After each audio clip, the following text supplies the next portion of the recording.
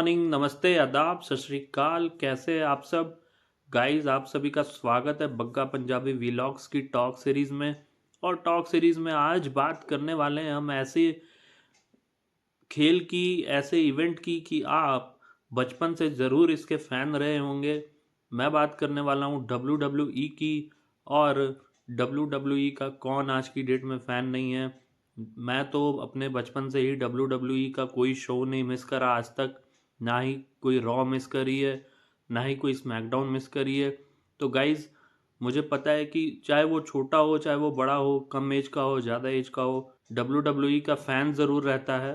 तो गाइज़, आप सबको पता है कि रेसलमेनिया 41 आने वाला है अप्रैल 19, अप्रैल 20 इस साल का रेसलमेनिया। ये एक ऐसा शो है कि इस शो के लिए लोग रात भर जगते हैं या फिर अलार्म लगा के सोते हैं सुबह 4:30 बजे का, क्योंकि 4:30 बजे से ये शो स्टार्ट होता है। और अब तो रेसलमेनिया की डबल धमाल हो गई है। अब आपको ये एक दिन नहीं, 2 दिन देखने को मिलता है। तो गाइज, आज हम लोग बात करने जा रहे हैं कि इस बार रेसलमेनिया में क्या होने वाला है और कौन कौन से मैचेस होने वाले हैं, क्या प्रेडिक्शंस हैं, क्या रिजल्ट हो सकते हैं, सारी चीज़ों पे बात करने वाले हैं।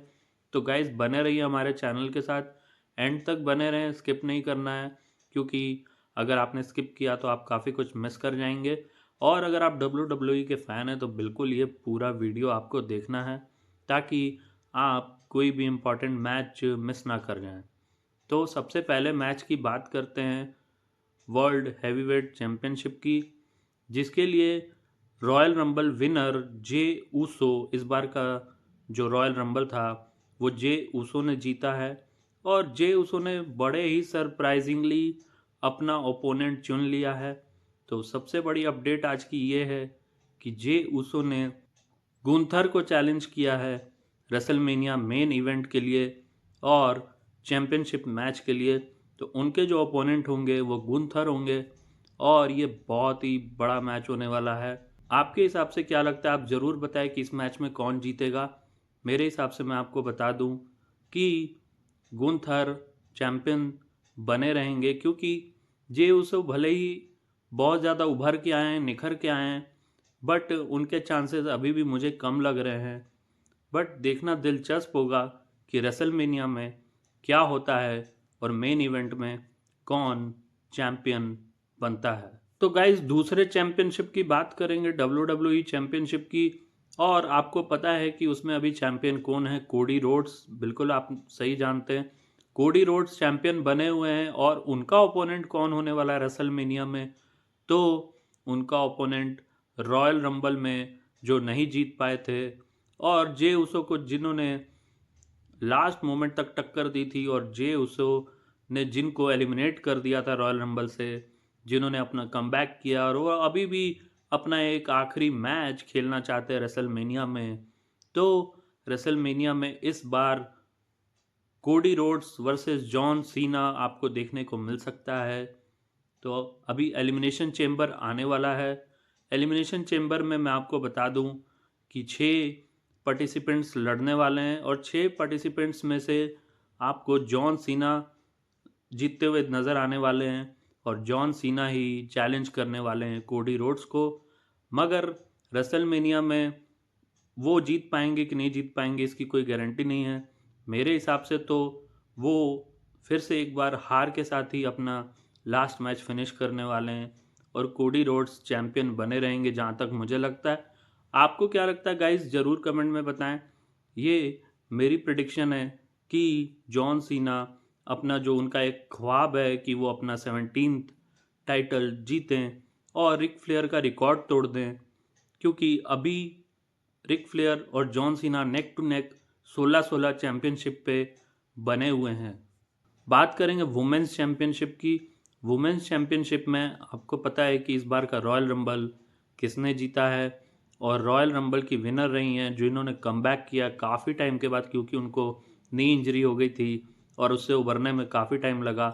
आप सही गेस कर पा रहे हैं, the queen, the ultimate queen of WWE, Charlotte Flair, Ric Flair की बेटी हैं वो। और उन्होंने इस बार रॉयल रंबल में वापसी करी, और वापसी भी क्या धमाकेदार करी है कि सीधा उन्होंने रॉयल रंबल जीत लिया है और रेसलमेनिया के मेन इवेंट पे अपनी जगह बना ली है। रेसलमेनिया में उन्होंने कौन सा अपना ओपोनेंट चुना है, इसके बारे में मैं बताता हूँ। उन्होंने चूज़ किया है जिन्होंने अभी कैश इन किया है मनी इन द बैंक और वो चैंपियन बनी है, टिफनी स्ट्रैटन। टिफी टाइम, बिल्कुल सही सुना आपने। टिफनी स्ट्रैटन उनकी ओपोनेंट होंगी, रेसलमेनिया ओपोनेंट। और इस मैच के बारे में आपके क्या ख्याल है? मुझे लगता है कि टिफनी स्ट्रैटन को वो आराम से हरा देने वाली हैं और एक बार फिर से वो चैंपियन बनने वाली हैं। WWE की क्वीन तो वो ऑलरेडी हैं ही। तो ये मैच का भी बेसब्री से इंतज़ार रहेगा और क्वीन एक बार फिर से चैंपियनशिप के साथ नज़र आएँ, यही चाहते हैं। आप क्या चाहते हैं, ज़रूर कमेंट में बताएं। तो गाइज एक बहुत ही दिलचस्प राइवलरी देखने को मिल रही है।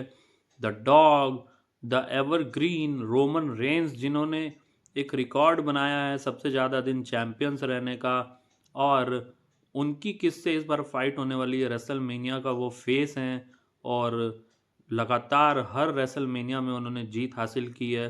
तो इस बार उनके जो ओपोनेंट होने वाले हैं वो ड्रू मैकइंटायर, बिल्कुल सही सुन रहे हैं आप।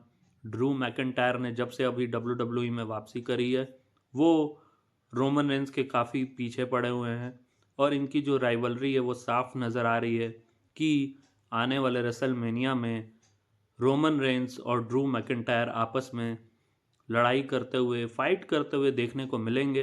तो गाइज़, इन दोनों की फाइट में क्या होने वाला है, आपको क्या लगता है? मुझे लगता है कि रोमन रेंस काफ़ी इजीली विनर रहने वाले हैं और ड्रू मैकइंटायर को इजीली हरा देंगे। आपको क्या लगता है गाइज, आप ज़रूर कमेंट में बताएं, क्योंकि आपके बगैर और आपके सुझाव के बगैर और आपकी प्रेडिक्शन के बगैर मेरी वीडियो अधूरी है। क्योंकि WWE फैंस को सिर्फ अपना डिसीजन नहीं सुनाना है, उनके व्यूज़ भी जानने हैं।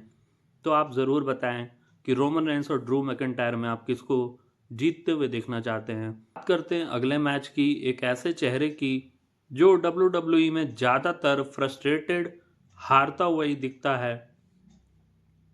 उसका नाम है केविन ओवेंस। केविन ओवेंस हर बार चैंपियनशिप के लिए लड़ते हुए नज़र आते हैं। हर मेन इवेंट में उन्हें चैंपियनशिप मैच मिलती है, मगर वो उन्हें सिर्फ और सिर्फ हार ही मिलती है। इसलिए वो फ्रस्ट्रेट होकर अपने ही फ्रेंड्स पे हमेशा अटैक करते आए हैं। उनका बेस्ट फ्रेंड हमेशा से सेमी जैन रहा है WWE में। कुछ दिनों पहले रेंडी ऑर्टन से भी उनकी फ्रेंडशिप हुई थी और लगातार उन्होंने फ्रेंडशिप में दगाबाजी ही की है। इस बार भी वही किया है। अभी सेमी जैन के ऊपर उन्होंने बड़ा अटैक किया है और इस बार वो रेसलमेनिया में मुझे लगता है दोनों की फाइट होने वाली है। बेस्ट फ्रेंड्स एनिमीज बन के दिखने वाले हैं और इन दोनों की फाइट बहुत ही ज़बरदस्त होने वाली है और ज़बरदस्त तरीके से वो एक दूसरे पर हमला करते हुए नज़र आने वाले हैं। वो रेसलमेनिया से पहले से ही राइवलरी बहुत ज़्यादा तेज होने वाली है। तो आप इन दोनों में से किसे जीतता हुआ देखना चाहते हैं?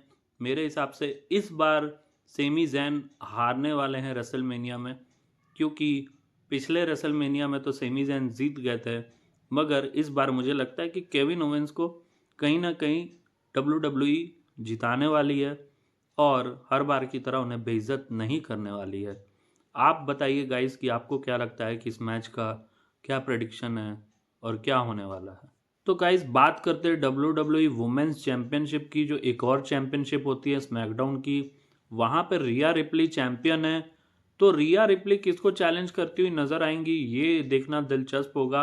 मेरे हिसाब से रिया रिप्ली और बियांका बेलेयर का मैच होने वाला है और रिया रिप्ली उन्हें मुझे लगता है कि काफ़ी आसानी से हराने भी वाली है, क्योंकि रिया रिप्ली WWE का एक डोमिनेटिंग फेस है। वो जब से आई हैं उन्होंने बहुत ही रेयर कोई मैच हारा है। बियांका बेलेयर भी कम नहीं है किसी से, मगर उनका जो थोड़ा ग्राफ है वो धीरे धीरे गिर रहा है और जो पहले वाली बात है वो नज़र नहीं आती है।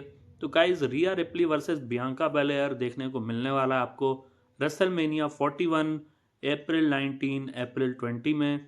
तो इस बार दोनों में से आप किसे जीतता हुआ देखना चाहते हैं या आपके हिसाब से कौन जीत रहा है, हमें ज़रूर बताएं।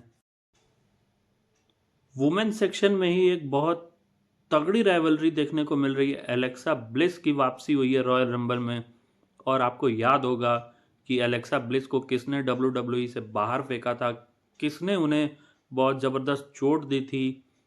बिल्कुल, अगर आप गेस नहीं कर पा रहे तो मैं बताता हूँ, उनका जो मैच होने वाला है वो लिव मॉर्गन से होने वाला है।